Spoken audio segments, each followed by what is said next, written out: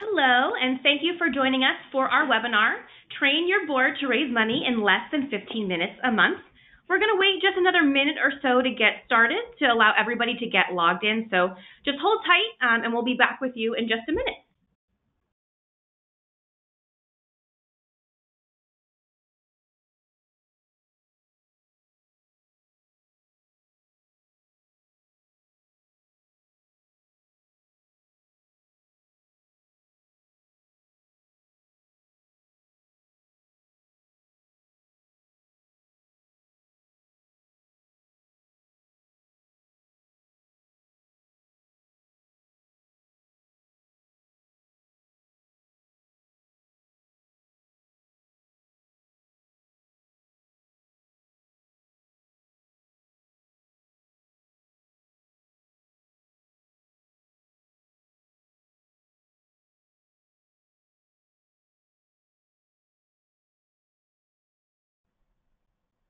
Again, welcome to Train Your Board to Raise Money in Less than 15 Minutes a Month.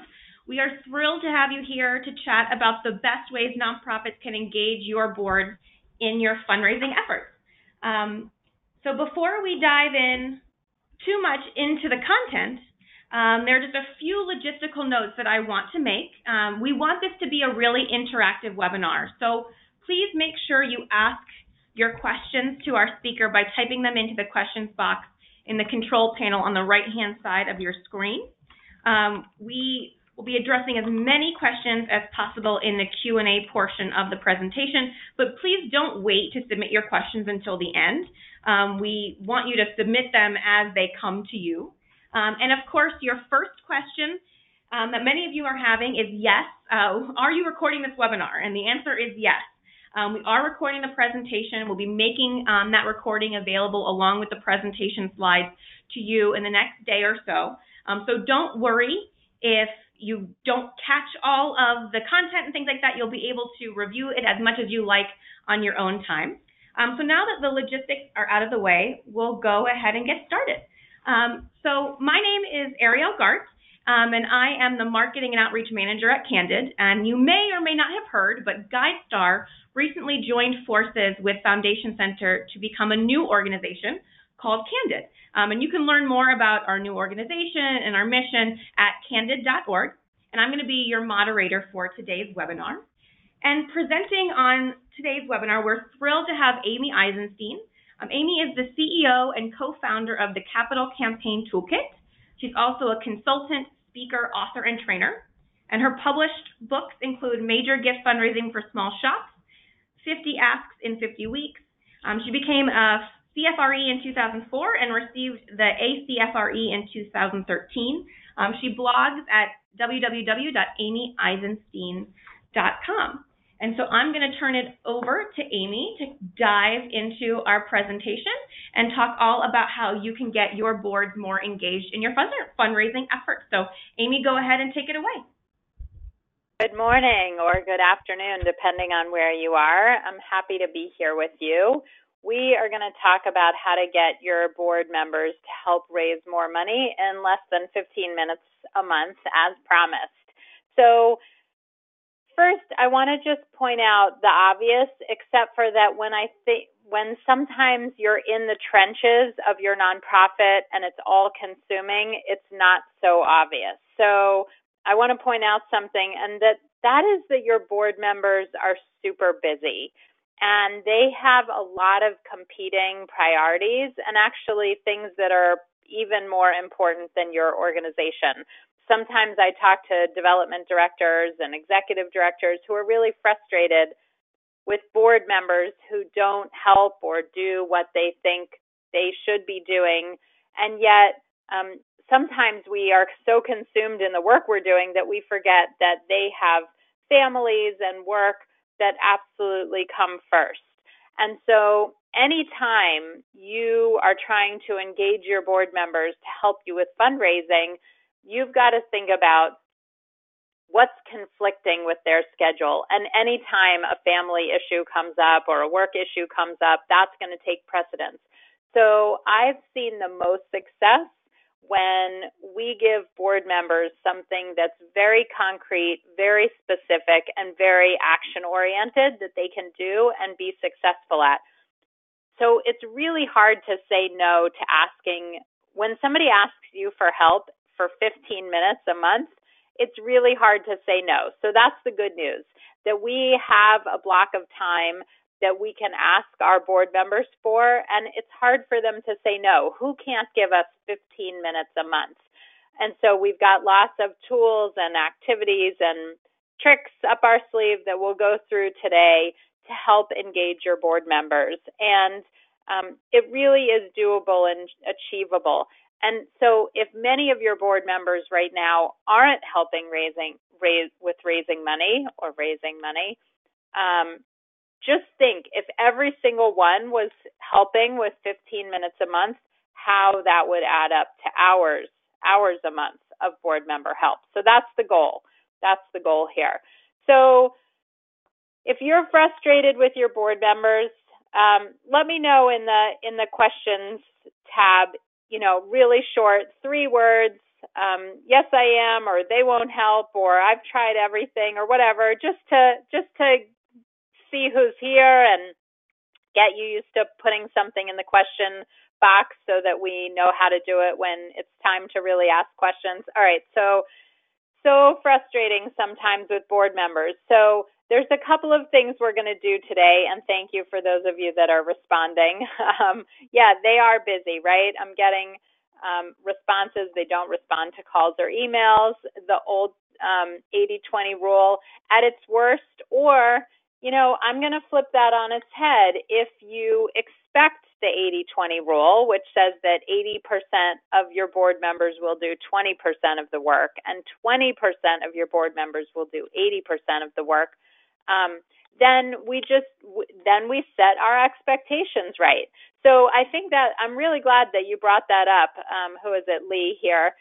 Because once we know that that's the rule, the 80-20 rule, then we don't have to be as frustrated. We know which board members we can absolutely depend on, and we know which ones we can call on occasionally when it's absolutely necessary, or if we give them something concrete and tangible to do in 15 minutes a month, maybe they will step up and rise to the occasion, because maybe we haven't been as clear enough as appropriate to get them engaged. So that's the goal here today.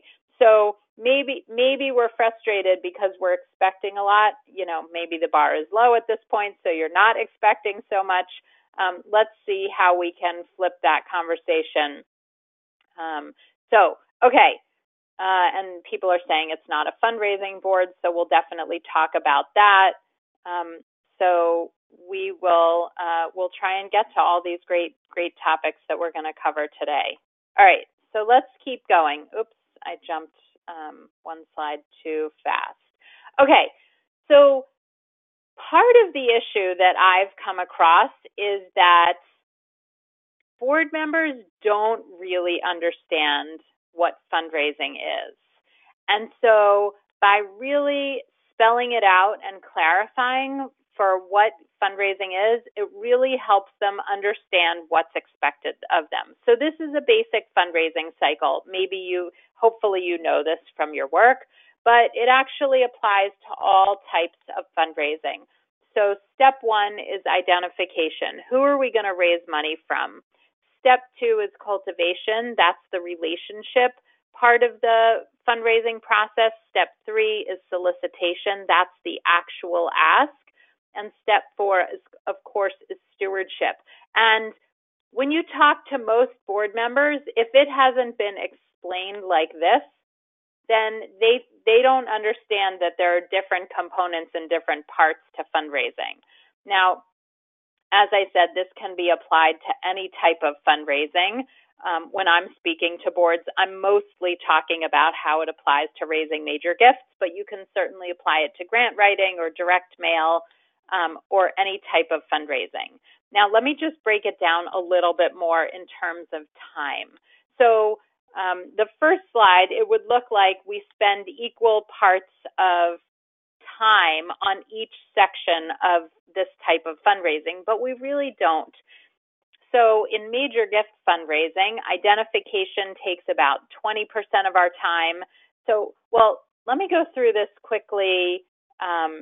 If we were selling a gala ticket first, I'll put the percentages that I think we spend on each time up first. But let's say you're asking your board members to sell a ticket. It can be any ticket. It can be to your gala. It can be to your golf outing. It can be for a raffle. Let's say a raffle ticket. So you ask your board members to sell raffle tickets. And so a board member says, okay, I need to identify somebody. I'm going to identify my next door neighbor. I don't really need to spend much time cultivating them because I've lived next to them for 20 years. And so I know them pretty well and I have a relationship. So I go next door, I knock on the door, I say, here's an organization that I really care about. Will you please buy a raffle ticket for $50?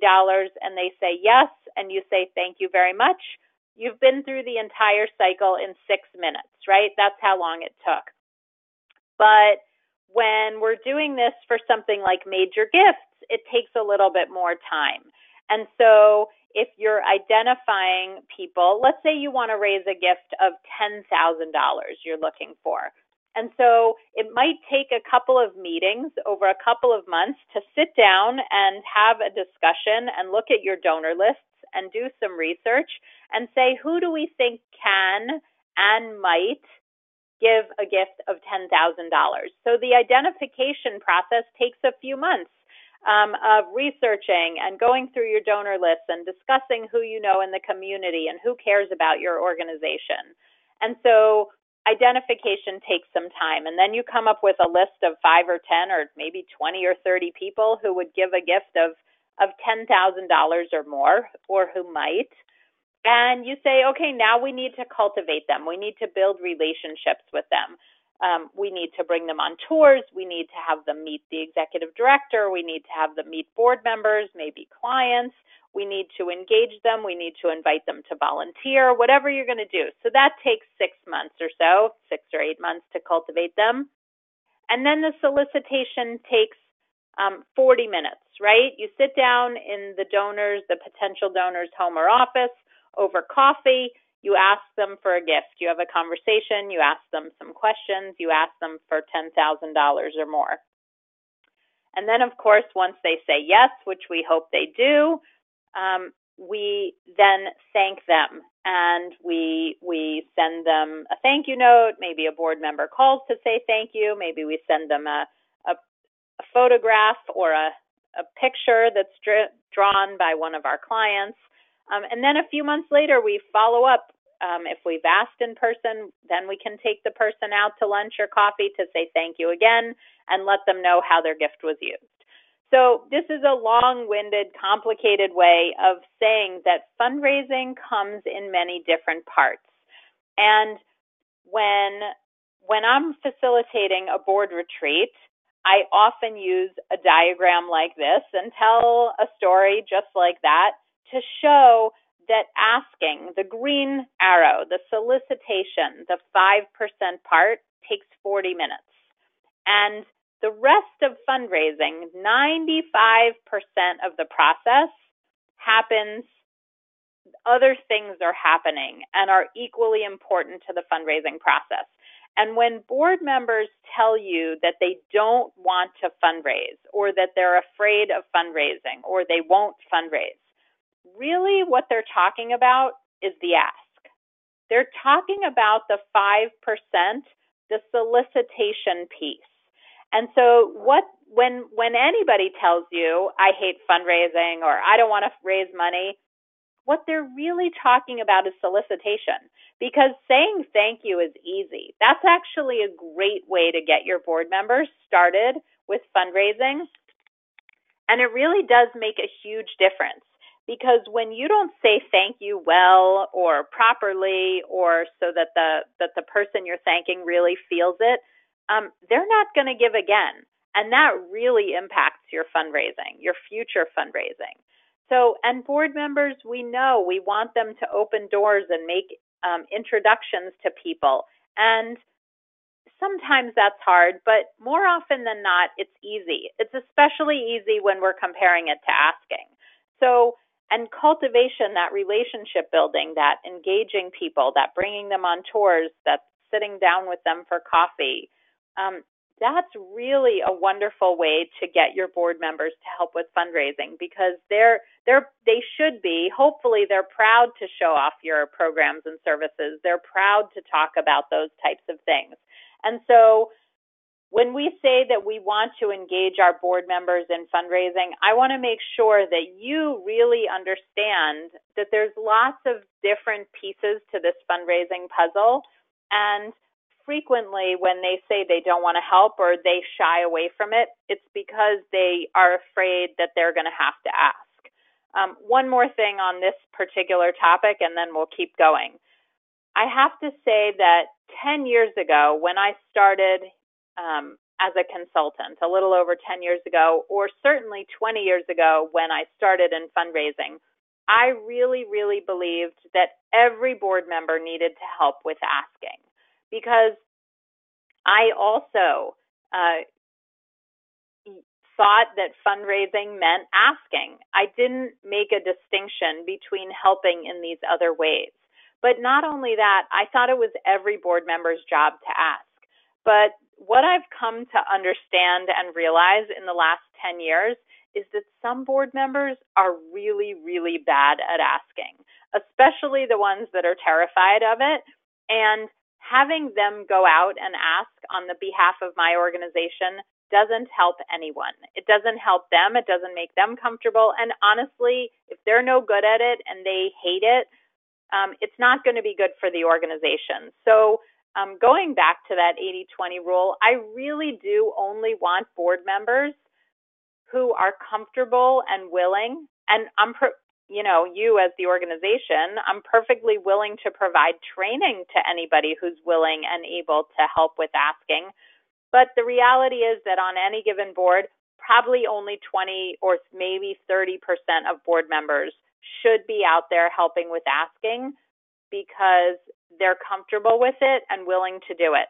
The other board members, 80% of your board, should be helping with fundraising in these other ways. 95% of the process they can help with, but they don't have to be asking for money. So I hope that makes sense. Feel free to question or push back in the questions box, and we will talk about it towards the end.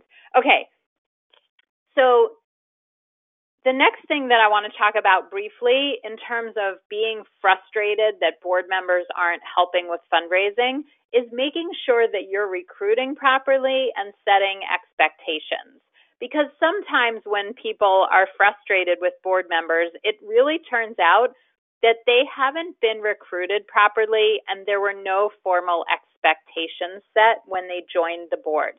So if they weren't told that they have to make a gift or they have to help with fundraising, then it's no surprise that they're not doing it. So let's sort of get that out of the way and assume that you are recruiting them properly. That means that you have board member job descriptions that lay out what their roles and responsibilities are, that they were explained to them before they agreed to join the board.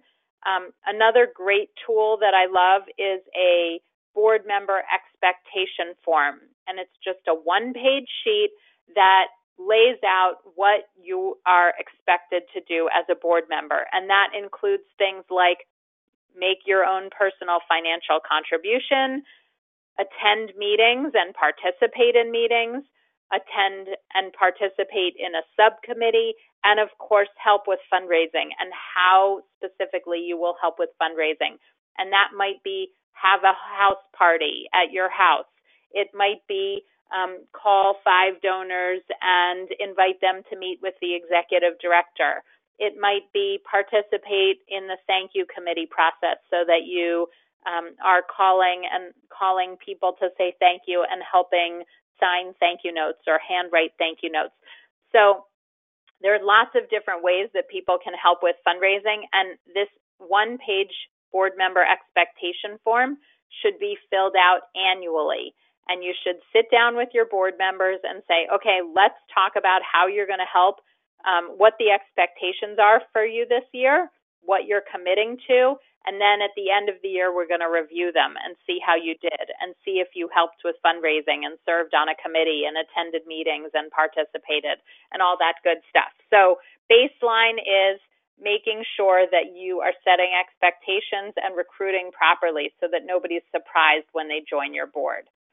All right, so here are the three basic expectations that we have of board members. And that is that they will give their time, their talent, and their treasure, meaning a financial contribution. And I'm sure you've heard this before. I certainly didn't make it up. But there are some board members who push back when we talk about them giving. So the first thing I want to start with is every board member needs to make a personal financial contribution to your organization. We call that 100% participation. Every board member needs to give. And there are lots of reasons behind that, but the most basic one is that we need our board members to lead by example. And so we not only need them to give their time and their talent, meaning if they're whatever their profession is, that they help a little bit, that they give their skill set and their talents and their expertise, but they also make a financial contribution, and that's their treasure. We need board members, like I said, to lead by example. We need them to put their money where their mouth is, whatever cliche phrase you want to think about. And when board members say to me, like I said, I often facilitate board retreats, and sometimes a board member will say, you know what, I give my time and I give my expertise, which is my talent, and so therefore that's my contribution, and I don't have to give a personal financial contribution. And my response to that is that nonprofit organizations need a lot of things, and at one end of the spectrum, we need volunteers. Most nonprofits, almost every nonprofit needs volunteers. They need the time, they need that talent, and so they rely on volunteers. And sort of at the other end of the spectrum is donors. Almost every nonprofit needs private financial contributions. And so when people do both, we expect that board members are special and that they're in the middle and they'll do both. And so if you're not giving your time or your talent or your treasure, which is your financial contribution, then you're either a volunteer or you're a donor. But people who do both are special, and they often they're board members. And so that's how I explain it to board members, that we do need them to do both.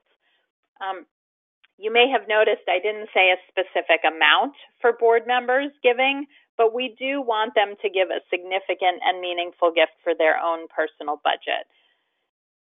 So that's what we're talking about when we talk about having a fundraising board. So let me know in the comments really quickly if you have 100% board participation. Every board member gives. Let's start with that. Let's just start with, do you have 100% board participation?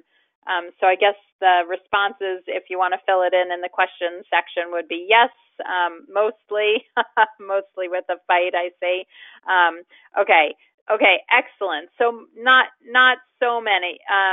Most people do. I'm getting a few no's now. All right, good. So we've got 100% board participation. That's the first thing to start. So let's keep going. So let me just scroll through these answers. Most people, I would say 2/3 at least, or 3/4 do have 100% board participation. Okay, so some people are saying lots of pushback. Somebody says, Annalise is saying we have 2 who don't give anything. So listen, and somebody else said no, but they would love that. So listen, I think the starting point here is board members who don't give can't help with fundraising. They really don't, they can't get up in front of anybody and say, we're asking you to give if they haven't made their own gift themselves. And so I would go back to your boards and say the priority for 2019 and certainly for 2020 is that we have an expectation that every board member gives. And if you're not giving for any reason or don't want to sort of get on board, then it's time for us to thank you for your service and to move you into another volunteer role. But we really need our board members as we move forward to lead by example and to really get it. So for those of you, anybody else who said are mostly or small amounts, we're getting a lot of people who say small amounts, then the next step after you have 100% board participation is to really up their giving and to talk about why we need our board members to be giving as much as they can for their own personal family budgets. So they need to be the leaders in this field. And if it's important enough that they would give their time and their talent, they should really be giving a significant gift as well. Okay, so boring board meetings. Let's talk about boring board meetings for a minute. And I'm guessing that some of you have really boring board meetings because I have sat through many of them. And so the key is here to really engage your board members. So we don't want to have boring board meetings. So the first and most basic way to liven up your board meeting is to have a mission moment. And here we're going to get into the 15 minutes a month activities that you can do with your board members.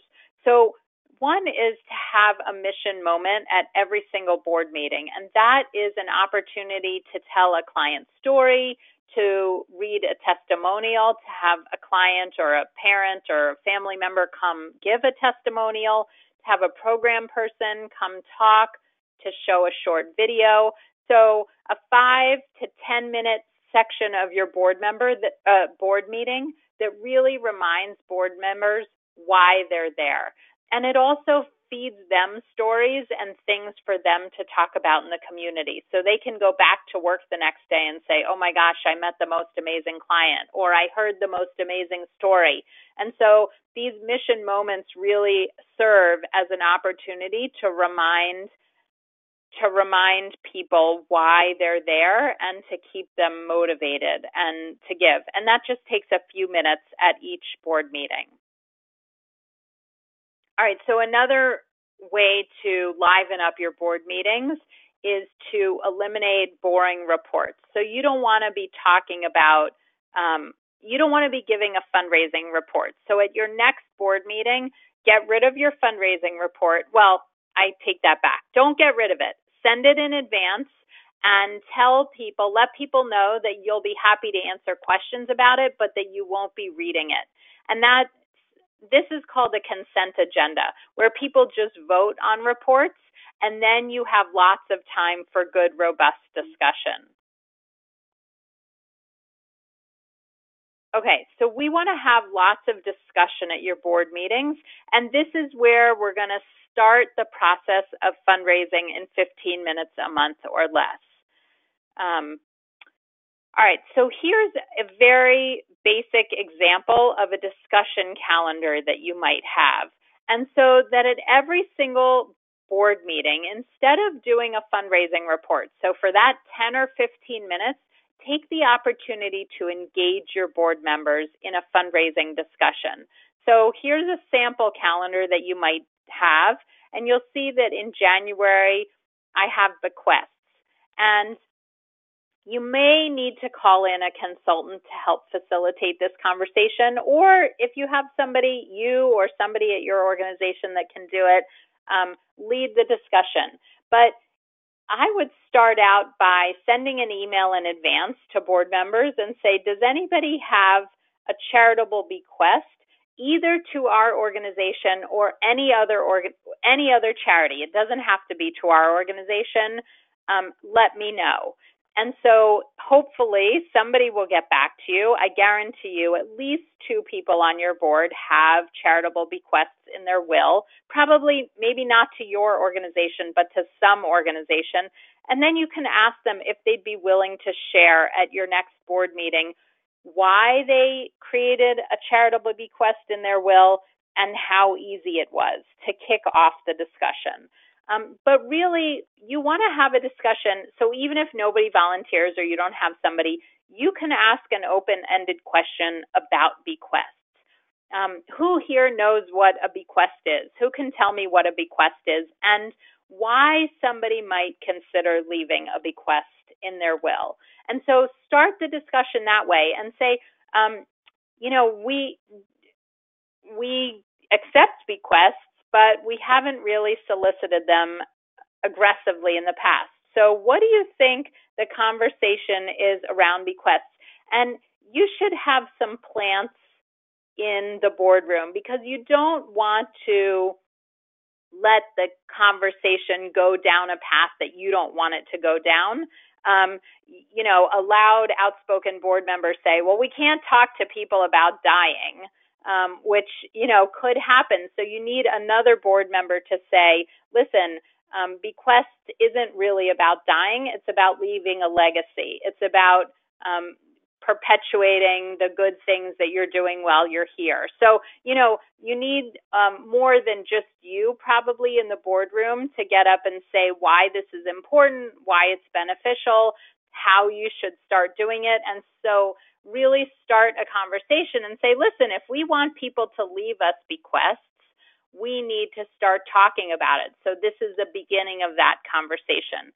And you can have lots of discussions. In March, I have sponsorships. So what are you going to talk about? What's the topic around sponsorships if your gala is upcoming? In May, we can talk about donor identification. So I'm going to give you some examples as we go through this. So one activity that you can do at your board meeting in 15 minutes a month is ask the question of your board members, why do you care? Why do you serve? Really, why are you here? So the activity is take 2 or 3 minutes to jot down, why are you here? You could serve on the board of any organization, or the reality is that you could be home watching TV or spending time with your family.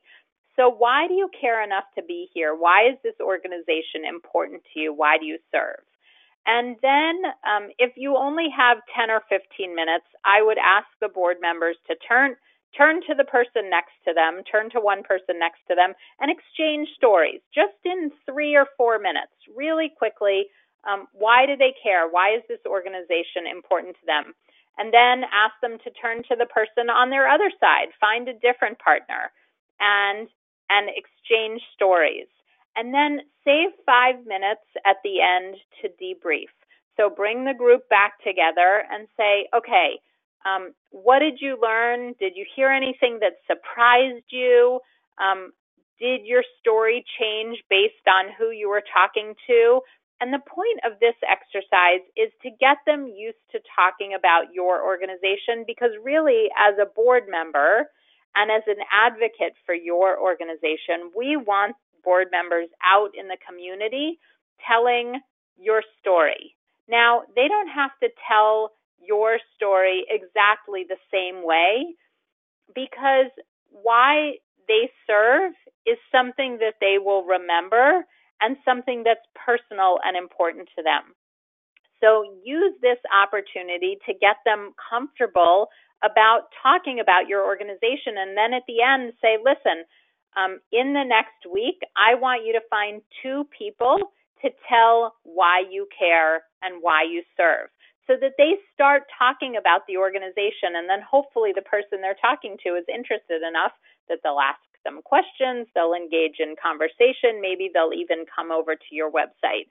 So that's one really powerful, really quick exercise that you can do to help your board members start talking about your organization out in the community.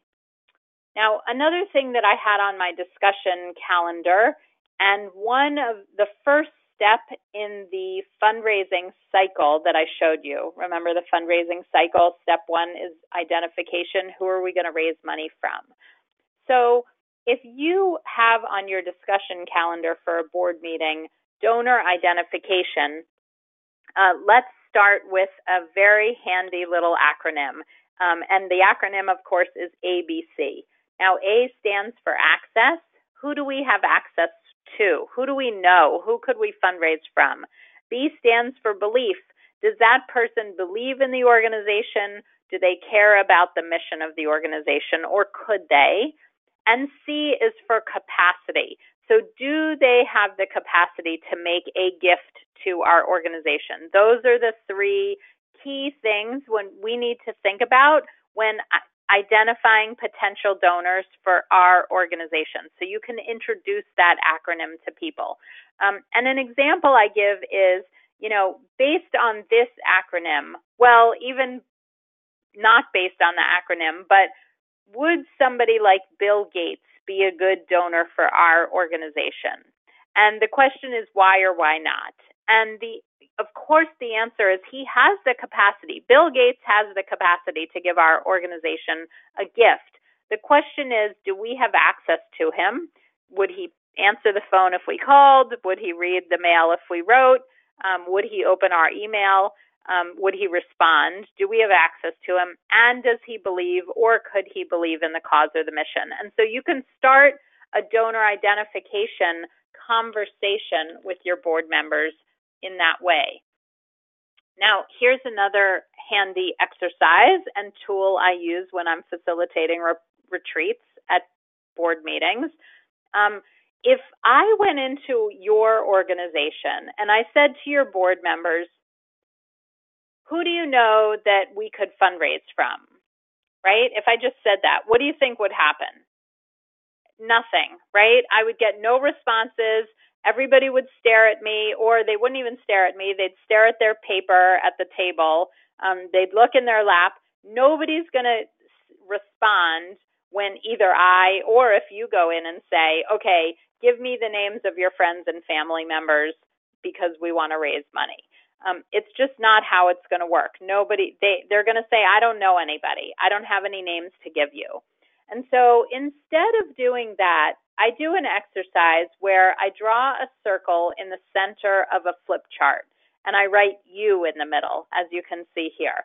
But on a flip chart, I just one simple circle in the center that says you. And I say, okay, what we're going to do is talk about big groups of people that you're connected to, that you know. So we start with friends, family, coworkers. Take a deep breath, wait for them to answer. Don't rush to fill in the circles, or if they can't think of any more right away, just be quiet and let them think. So you can say encouraging things like, let's get a few more up here, right? So then they come up with things like people I go to church with, my kids, friends, parents I know, people from Rotary Club, people from the golf club, people I play tennis with, my social media friends, people I went to college with. So the list gets bigger and bigger. And everybody is writing down big groups of people that they know. And then if we go back to our ABC acronym for donor identification, the first thing we need when identifying potential donors for your cause is people we have access to. So right now, they have access to, right on the paper in front of them, probably 100 people or more. So then the next step is I ask people to write another line extending out from each of the outer circles. So from family, I would draw a line out that says, all right, now I want you to think of one family member, just one, who could or might believe in our cause and has the capacity to give a financial contribution. We're not going to say an amount. It could be $10 or $50 or $100 or $100,000. But so Aunt Sue believes in our cause or cares about animals or cares about the environment or cares about the art, and we believe that she could make a donation. So now we're just going to identify one person from each circle.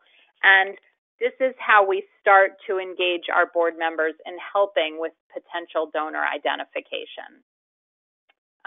Another thing that you might do at your board meeting in 15 minutes is really brainstorm how to ask. So you can even put a timer up there and say, hey, listen, get in small groups of 2 or 3, turn to your neighbor or turn to a couple of neighbors, and in 4 minutes, I want you to list all the ways that either ask for money at our organization or could ask for money. So they're going to write down the annual appeal, fundraising events, grants, by telephone, in person, all sorts of ways. And then you can have a conversation back as the big group. Say, okay, what did we come up with a group? Let's figure out the ways that we currently ask for money and ways that we could ask for money. And then I want you to each circle 2 on the list that you'd be willing to help with. So whether it's adding a personal note to an appeal letter, or calling somebody on a phone, or selling a raffle ticket, or whatever it is. So lots of people think they don't want to help with fundraising, but if you come up with 10 or 15 ways that your organization asks for money, and then say to everybody, okay, what are 1 or 2 ways that you might be able to help with asking? That's another great activity that you can engage people in. Another one of our fundraising cycle, right? If you think back to that fundraising cycle, donor identification, step 2 was cultivation, that's the relationship building. Step 3 is solicitation, that's the asking. And step 4 is the thank you and the stewardship and the follow-up after a gift. I mentioned at the beginning of our call that this really is the number 1 way, the easiest way, I should say, to engage reluctant board members in fundraising.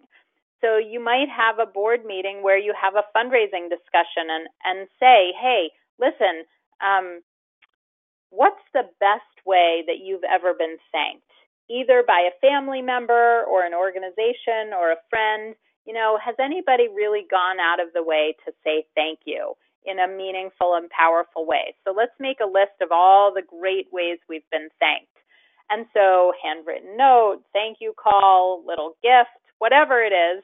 And then let's think of all the ways that we currently thank our donors and maybe the ways that we could thank our donors. And let's talk about ways that you as board members can help with the thanking. So another great board discussion topic. All right. I think this is the final activity that I'm going to talk about inside your board meeting, and then we'll talk about ways that they can help in 15 minutes a month or less when they leave the boardroom. So this is a wonderful exercise. It's called How High Will You Go? It comes out of a book of board training exercises by Andrea Kilstedt and Andy Robinson, and I'm happy to send you that link. You'll get an email, I guess, tomorrow with some links to resources. I'm happy to share this book.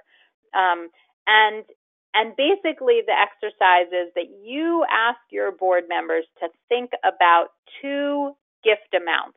The first gift amount is the amount that they would normally make to your organization. And the second gift amount is higher, significantly higher if they can, but a realistic amount that they could give if something were to happen.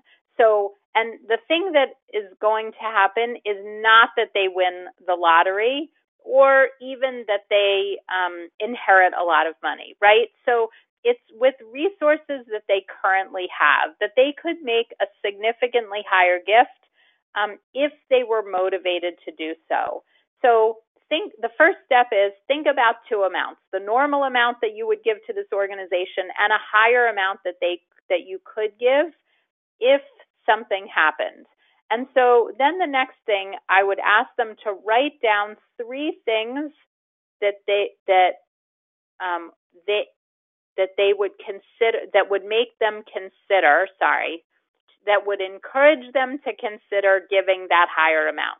So we want them to come up with 2 amounts and then write down 3 things that would encourage them to consider giving the higher amount.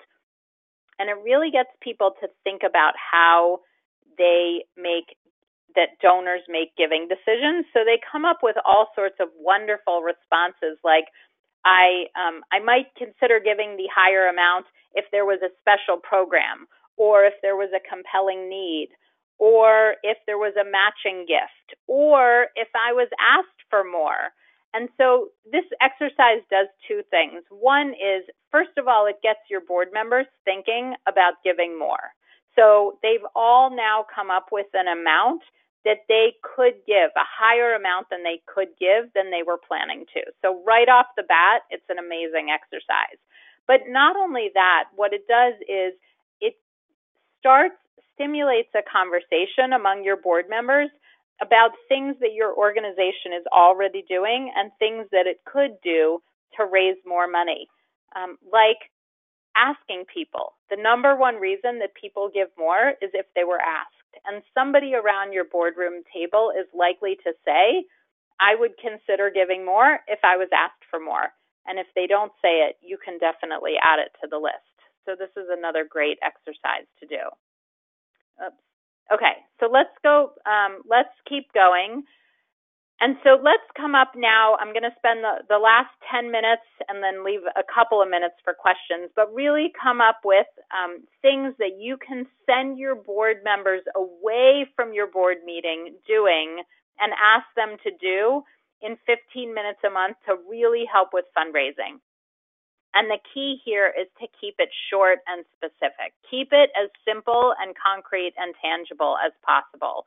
And so I want you to come up with a list of things in each of these categories that they can do that would really help you with fundraising, would help move the needle in each of these 4 categories. So what can they do in 15 minutes a month to identify donors? What can they do in 15 minutes a month to cultivate donors? Can they forward an email? Can they add a personal note?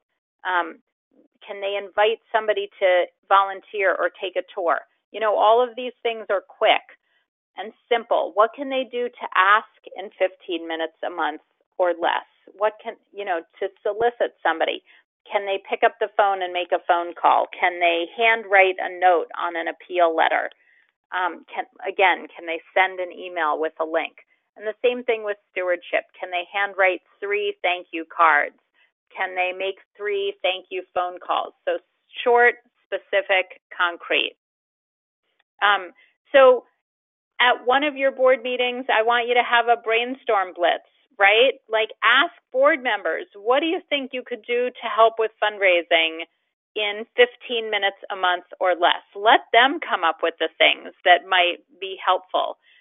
Then you don't have to automatically say yes to everything on the spot. Just say, hey, we're brainstorming. We're going to take all of these activities and ideas back to the office, and in the next week, we're going to discuss which ones would be most helpful to the staff and our organization. And then we're going to cull through the list and send out the 5 or 10 that we believe as a staff and board would be most helpful for you to do in 15 minutes a month. So that way you can get rid of the ideas that aren't appropriate or that you don't love. You don't have to say yes on the spot to everything that anybody comes up with. I'm getting ready to wrap up, so go ahead and start submitting your questions because we'll leave some time at the end to do that. But here are some suggestions that I came up with of tasks and activities that board members can do in 15 minutes per month or less. So they can advocate on behalf of the organization. They can make a phone call. They can write a letter. They can share a story. They can introduce the executive director or clients to donors. And so not necessarily in person because that often takes longer, but send an email or make a phone call and say, hey, listen, I'd really like you to get together with the executive director or meet a client. You can send an email quickly and invite people to volunteer or to an event or to a tour or a meeting. Inviting people, obviously that's less than 15 minutes a month. So solicitation, this is the ask. This is the thing that people hate the most. But honestly, how hard is it to send a donation link or to handwrite a note to add it to an appeal letter? In person, granted, that's harder and maybe longer, but over the phone, will you come to the gala or buy a raffle ticket or support this effort? We can always call, right? Make thank you calls. 3 thank you calls a month. That's less than 15 minutes a month. You can leave messages. When you're instructing board members on how to make thank you calls or call to invite somebody to take a tour or to volunteer or to provide an update even. Provide them with bullet points. Let them know that they can leave a message. Let them know whose number they should be leaving on the machine. So should they leave their own number? Should they leave the number of the office? So the more specific, the more concrete you can be, the better.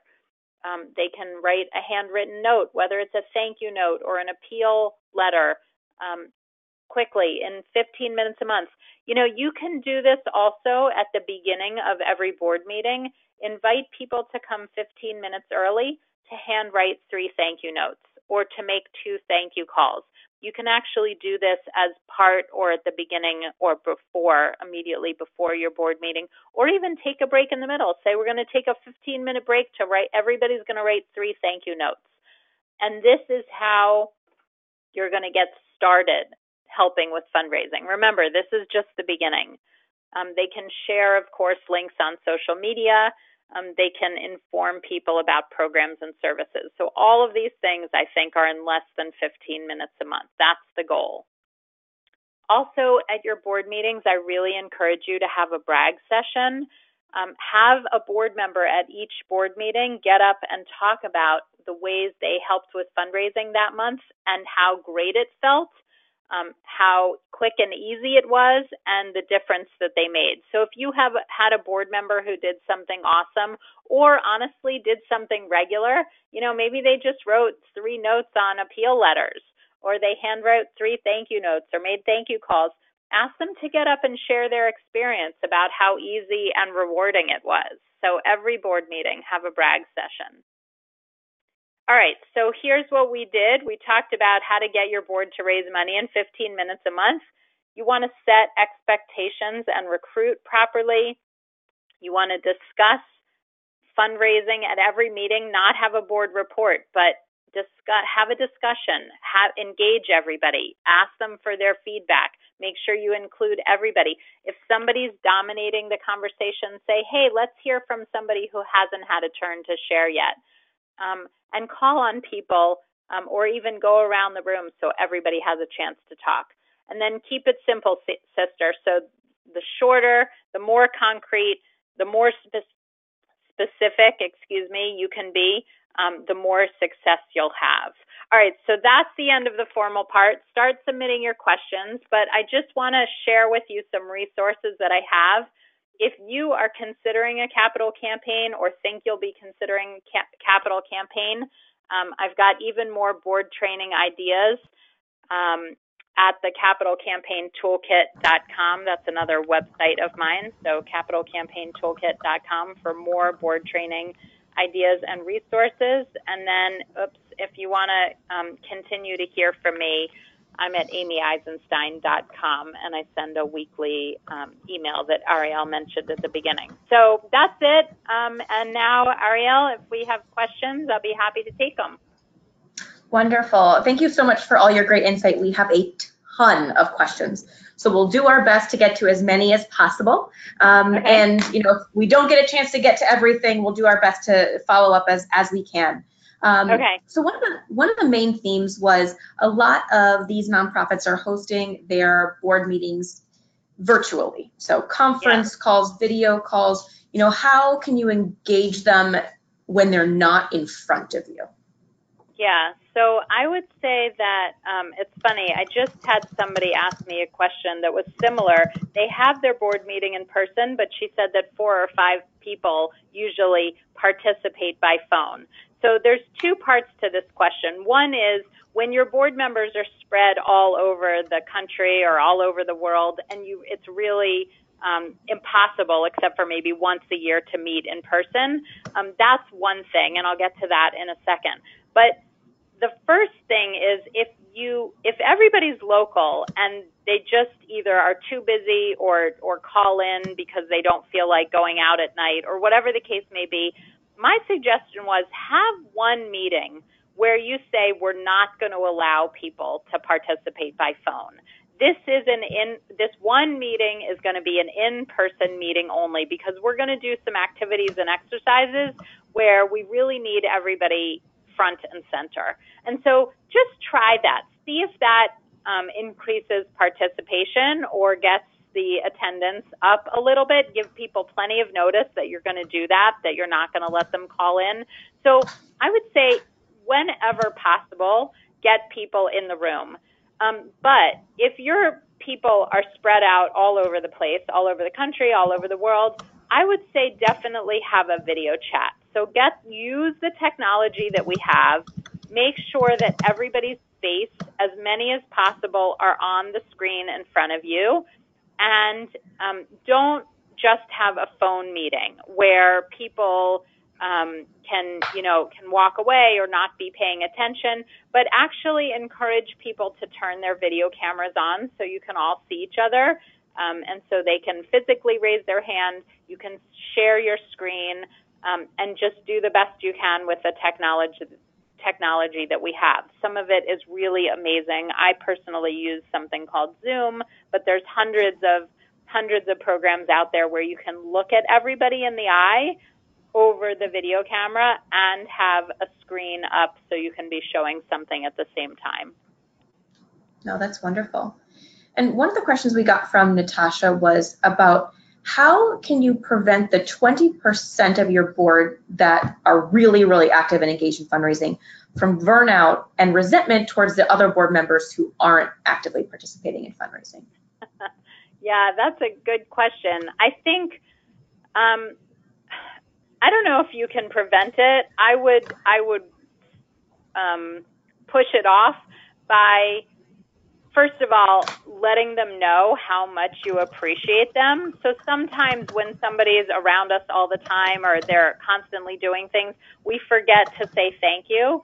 So I would celebrate their successes in private and in public. I would handwrite them notes. I would call to say thank you. I would drop off special goodies, and I'm not talking about every month, but, twice a year, 3 times a year. I would do something special. I would recognize them at a board meeting. I might give them a certificate or a plaque or something so that they really know how much they're appreciated. I might sit down with them. I would take them out for coffee or for lunch and say, how do we engage the other board members? You're more engaged than everybody else.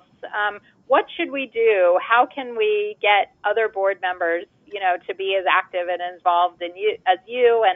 And what do you love about the work, and what are you starting to be upset about, or if there's anything that you're starting to be resentful about? So I might be open and honest and have the conversation with them, but I would definitely make sure they know how much we appreciate it. Absolutely. And what is kind of the frequency of discussion about fundraising that nonprofits should be having at their board meeting? Should it be every board meeting? It's definitely a topic on the agenda a few times a year. How often should this be something that the nonprofits are addressing with their boards? Yeah, so to me, it's at every single board meeting. And one thing that I didn't say is that if fundraising appears last on your board agenda, and people inevitably get up and start to leave and go home early, it hits that 9 o'clock witching hour and everybody gets up and leaves. To me, if fundraising is last on your board meeting agenda, then everybody in the organization knows where it is in terms of a priority. So try and get it moved up on the agenda to second or third at the latest. It should be right at the beginning or in the middle of your meeting. And yes, 15 minutes. If you can't spend 15 minutes on fundraising at every single board meeting, then it is not a priority at your organization. Perfect. And, we're getting to the end of time here, so I have time for one last question. And, we've talked a lot about how we engage board members in fundraising. How do you recommend that nonprofits kind of monitor progress or hold people accountable, or, how do you evaluate successes or failures? Yeah, so the key tool that I recommend is this board expectation form that I talked about at the beginning. And if people want to email me, I'm happy to share an example. I don't know if you guys have an example at GuideStar. You know what? Actually, we'll include a link to one on the follow-up email. So that's what we'll do. We'll make a link available to a board member expectation form. And And basically every year, once a year, sit down with each board member individually. Hopefully the president of the board will do this, but if not, it needs to be a staff member probably, who sits down and says, okay, this is what you committed to last year, and signed this one-page form that said you would show up to meetings, you'd serve on a subcommittee, that you would make your own personal contribution, and these are the ways that you would help with fundraising, and how do you think you did, and which ones weren't you able to get to and why, and what do you want to commit to next year, and do you want to continue to serve on our board? So it's a, you know, it's a once-a-year conversation.